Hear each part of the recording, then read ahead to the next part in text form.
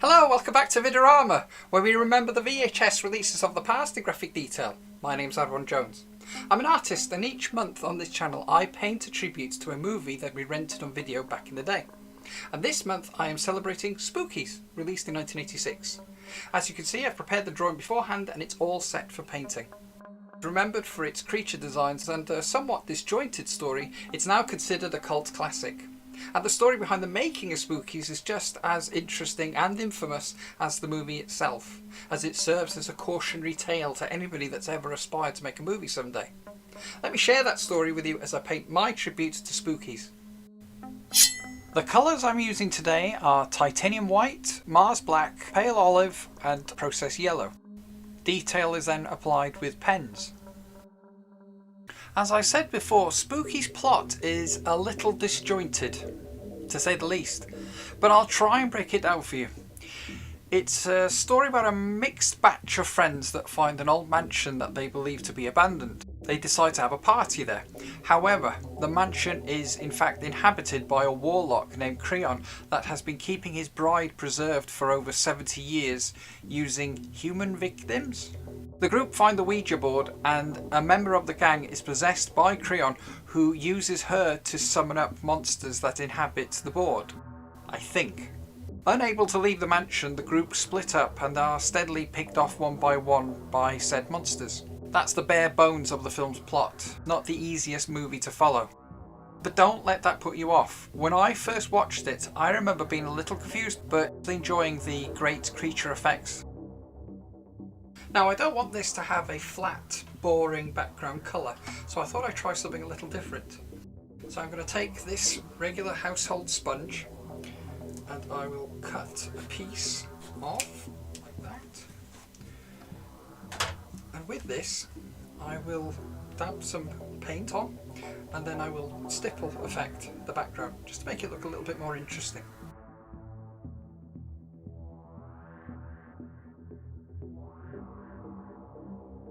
I make sure to clean the excess paint before applying to the painting itself to get a light, thin coat.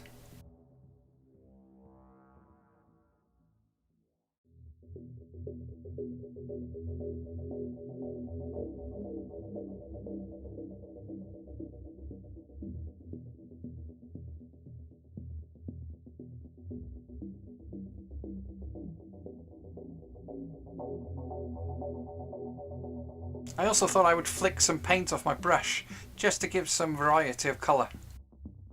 Okay, the story behind Spookies. It first started with three gentlemen called Frank Farel, Brendan Faulkner and Thomas Doran, film students attending Roy Frumkes' class at the School of Visual Arts in Manhattan during the mid-70s. The three of them loved movies and aspired to write and direct their own someday. During this time they worked on Roy Frumkes' Tales That Tear Your Heart Out anthology film, with everyone contributing their own segments to it. Amongst the contributors to this project was Wes Craven. Frank Farel wrote and directed his own segment for it, but unfortunately the money ran out and the film was never completed. Incidentally, Frumkes would eventually sell off what footage they had, and some of it was later incorporated into the American release of Zombie Holocaust, which was renamed Dr. Butcher MD. And Farel didn't know this until the movie was released. It was around this time that they were on the set of Igor and the Lunatics, observing the movie making process, and they would occasionally make suggestions, and this resulted in action and horror scenes being added to the finished film. They realised that in order to gain attention as filmmakers, they had to make their own movie, and so they devised a horror movie called Hellspawn. But they needed a backer to finance the movie, and so they put a promo for Hellspawn together to show any potential investors. This is where British film distributor Michael Lee comes in. Michael Lee started out being, as he once put it, quote, a naughty boy, pirating movies during the home video boom in the UK. He was selling pirate videos of movies to foreign businessmen, and he made a lot of money out of this practice. But when faced with prosecution and a potential prison sentence, he changed his ways and started buying films legally and distributing them on video through his company, Video Instant Picture Company, better known as VIPCO. VID-O released titles acquired from the UK film distributors Miracle Films. At that time, the head of the company was Michael Myers. As I mentioned last month on my Halloween tribute painting video, John Carpenter named his famous creation after him. Well, Lee knew Michael Myers, as he had attended the same school as his son Martin Myers. And so VID-O went on to release many obscure cult horror films such as Zombie Flesh Eaters, The Driller Killer and Cannibal Holocaust, and VID-O essentially became the face of the video nasty moral panic that swept through Britain in the 80s. Great times. Michael Lee was on a roll. He became richer, and as a result, by the mid-80s, he decided he wanted to make his very own custom movie. Something that he would own and that he could distribute himself. He wanted something similar to The Evil Dead. He already had some footage for a film called The Anger, which apparently the director had walked away from, so Lee was over in the US looking for someone to finish it for him. FX makeup artist Arnold Gargiulo, who had worked on The Deadly Spawn and would later work on Day of the Dead and Frankenhooker, hooked him up with Farel, Faulkner and Doran. They met up with Lee and pitched their Hellspawn movie to him, but he wasn't interested. He just wanted someone to finish the Anger film for him. They felt that there wasn't enough to work with, so they instead opted to make him another film. Lee gave them a checklist of things that he wanted to feature in the film. He was adamant that it didn't feature zombies. This was because he was worried that he wouldn't be able to release it in the UK if it featured zombies, oblivious that the rest of the world loved zombies and it wouldn't have been a problem. And so they wrote a treatment for a story called Twisted Souls. They then wrote a script for it over a 2-week period that met all of Lee's requirements. Principal photography for Twisted Souls began at the supposedly haunted Jay Estate in Rye, New York in the late summer of 1984. The crew was made up of many talented people. The director of photography was Ken Kelch, who had previously worked on Last House on the Left, and he was the director of photography on The Driller Killer. The Steadicam operator was James Morrow, who would go on to direct Street Trash and become an acclaimed cinematographer in his own right. Be sure to check out my Street Trash tribute painting video for more information about his career. The effects were provided by equally accomplished people. Special makeup effects artist Jennifer Aspinall, who had previously worked on Troma's Toxic Avenger, she's actually responsible for designing Toxie. She joined the project having worked on The Anger. She went on to then work on Street Trash, having met Morrow on the set of this movie, before leaving the world of low-budget horror movies to work for the New York City Opera. Then Saturday Night Live, which she received an Emmy nomination for, and eventually won an Emmy for her work on Mad TV. John Dodds, the great makeup artist and effects designer, was there. His work can be seen in many classic independent horror films such as Night Beast, The Deadly Spawn and Black Roses. He also worked on mainstream movies such as Poltergeist 3, Ghostbusters 2 and Death Becomes Her. He also works in the theatre. He was responsible for the Beast's prosthetic makeup appliances that they used for the stage production of Disney's Beauty and the Beast, and he was responsible for the creature makeup effects for the stage adaptation of Young Frankenstein. Arnold Gargiulo was there, but he was fired very early on for producing subpar work. But his apprentice, Gabe Bartelos, took over. This was actually his first feature movie. He would then go on to work on Brain Damage, Basket Case 2, Frankenhooker, Texas Chainsaw Massacre 2, and all the Warwick Davis Leprechaun movies. He also sculpted the vegetable gremlin for Gremlins 2. But that's just a handful of movies that he's worked on. With so many talented people behind it, Twisted Souls showed a lot of promise. The crew lived at the Jay Estate during production, and by all accounts, spirits were high. But a month in, Michael Lee visited the set to see how things were progressing on his film, and that's when things started to go downhill. Lee had his own vision for this movie and reportedly interfered with every aspect of the filmmaking process, requesting changes to the script, questioning production decisions, and even at one time asking them to change the title of the movie to Bowel Eruptors. They eventually settled on changing it to Spookies. Being an effects-heavy movie, it went over budget, and this caused further tension before it all completely fell apart during the editing process. Lee, not being aware of what a rough cut was, showed the 2.5-hour long rough cut to a Hong Kong distributor who, unsurprisingly, was unimpressed and passed on it. This caused Lee to be further concerned that he was going to lose money on the project. And then, Doran, having been off sick for a week, returned to the editing room.